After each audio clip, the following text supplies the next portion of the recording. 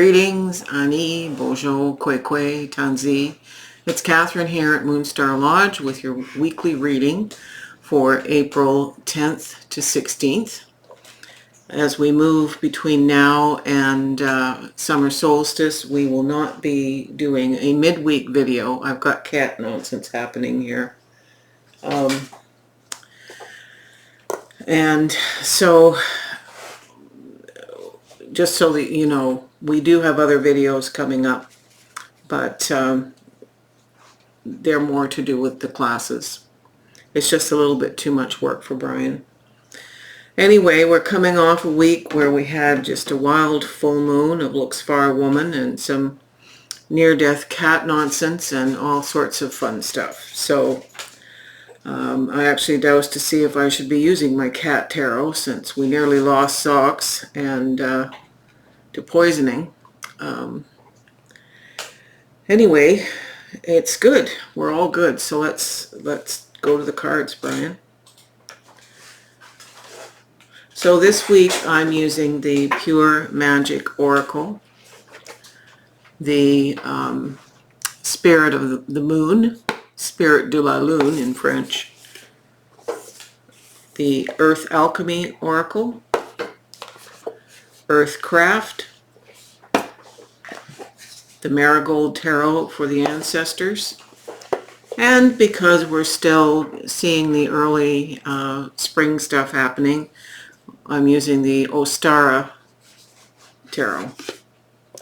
So the Ostara is our main tarot, and we have two Earthcraft, the Spirit de la Lune, we have Pure Magic, there's the two Ancestor cards, and this is Elements. What did I say? Earth Alchemy Oracle. So we have our clarifiers, and we start with the Nine of Pentacles. It's a little hard to see, but we have a puma or leopard kind of cat. It's not a leopard, it's a puma. Big cat anyway, and we are reaping the rewards this week.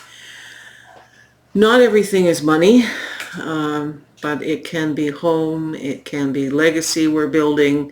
Lots of things are happening this week that reflect a sense of stability and currency in the broadest term.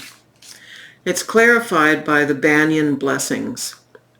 It's security, the Hermit, expansion, and stability. So a very good clarifier for our significator card. The significator is followed by the King. The King of Coins. In this deck, it's coins. And he's got power, he's got, oh no, it's not the King of Coins, it's the King of Cups. He's got the emotional security and emotional maturity to make good decisions that relate to things that have to do with our emotional lives. He's a good decision maker, and when we have our emotions in check and we're coming with a good blend of the head and the heart, we don't do anything rash. And it's clarified by ivy. And ivy is a plant which meanders everywhere. It can grow in all sorts of circumstances. And this is a card of relationships. So we are meant to expand our friendships and relationships, grow comfortably, perhaps in a new partnership way, and to deeply intensify and hold firm to, like ivy will hold to bricks without problem. We are to make steadfast the friends and relationships that are cementing us towards something. And what is that something? Well, the next card is the Six of Coins. So far, it's all coins. But it's in reverse. I'm going to turn it around so you can perhaps see it a little bit better. It suggests there's an imbalance between give and take here.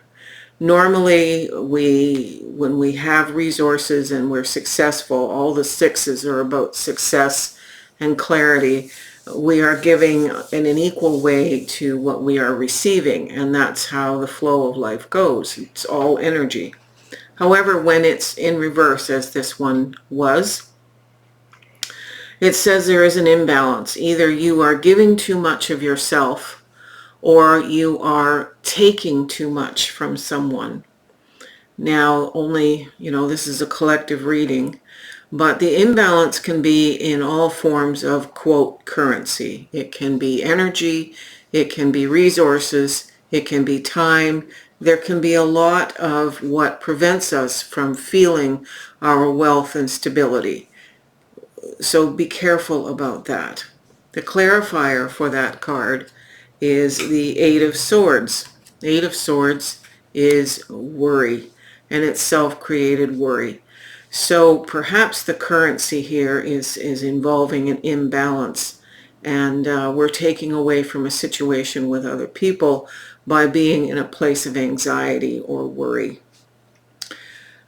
It's going to put a damper on how we feel in terms of our emotional resources, as well as our ability to expand in the world as Spirit is asking us to do. So the next card here is the Star. So this is a major arcanum card, and it's about hopes and dreams and good luck and blessings.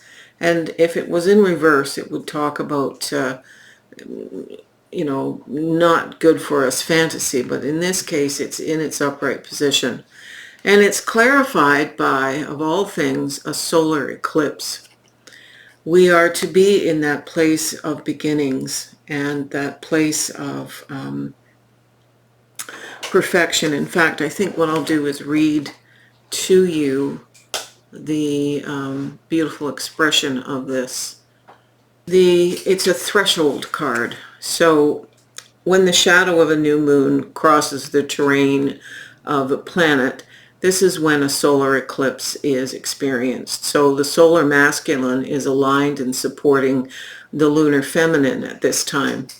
The moon is in between the earth and the sun when it's in a solar eclipse. And it's in an exact alignment for a portal to be open. So this card is the same as the High Priestess in Tarot, standing between the pillars of wisdom and knowledge. The moon becomes the gatekeeper of this threshold. So a deep initiation awaits us if we have the courage to walk through that portal. That's a very important thing. So the moon and the stars. So this is speaking of a time in the next few weeks when we do have eclipse season opening up in May. So it would be fabulous to see when the next solar eclipse is, and I'll find that out and have Brian put it in the description of the video. So this star card is followed by two cards here, but I'm not going to read the second card because that pulled out by mistake.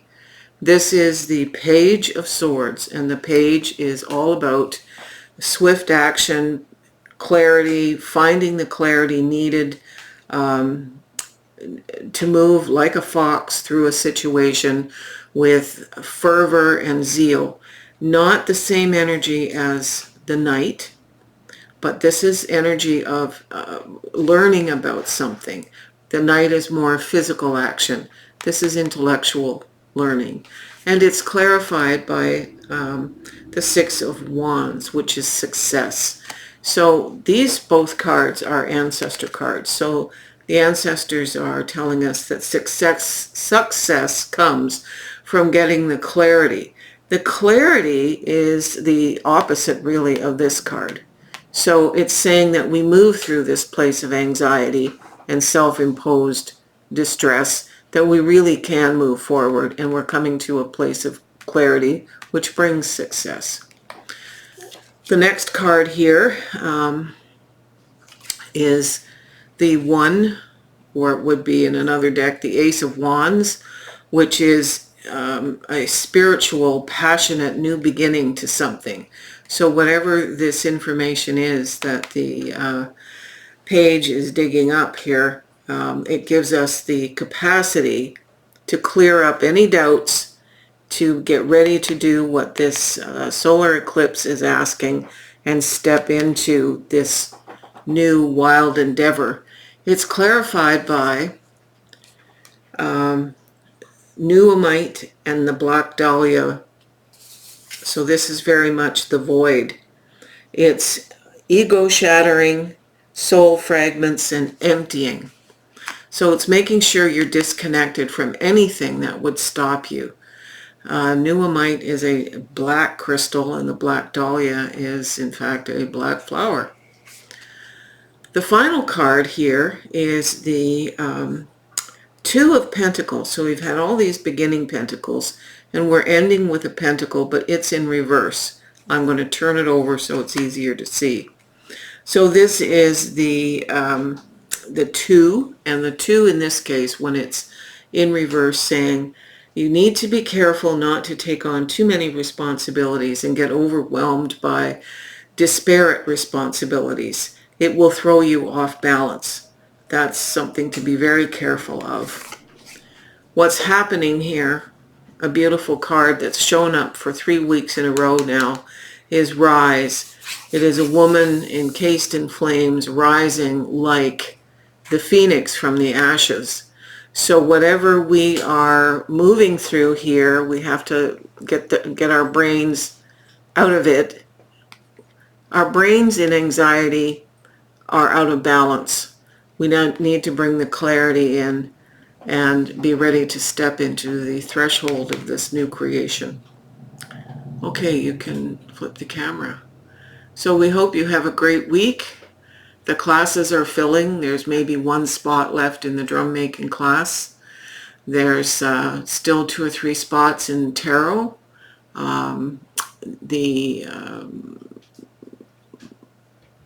What was I going to say? I don't know what I was going to say. So if you want to connect with us about that, by all means do so. But if you're thinking about any of the classes, get your registrations in very quickly. So be well. Aho. Have a great week.